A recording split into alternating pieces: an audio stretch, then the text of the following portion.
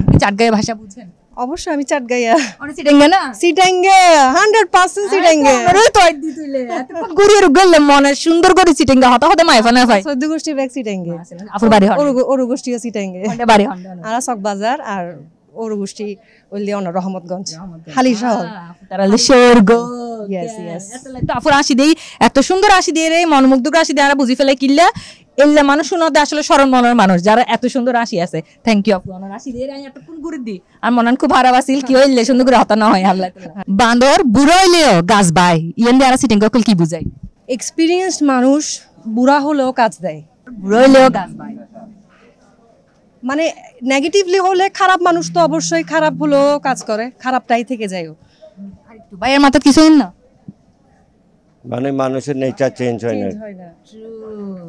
ভাইয়ের মুখের দিকে কিন্তু সঠিক উত্তর। ভাই আসলে কি স্বল্পভাষী এরকম কম কথা বলে? হ্যাঁ কম কথা। কিন্তু সঠিক উত্তরটা দিয়ে ফেলেছেন ভাইয়া। ভাইয়া জিয়ান হয়ে নিয়ে আর একখানা বুঝাই মানুষের নেচার আসলে চেঞ্জ হবে না, যেটাই করুক।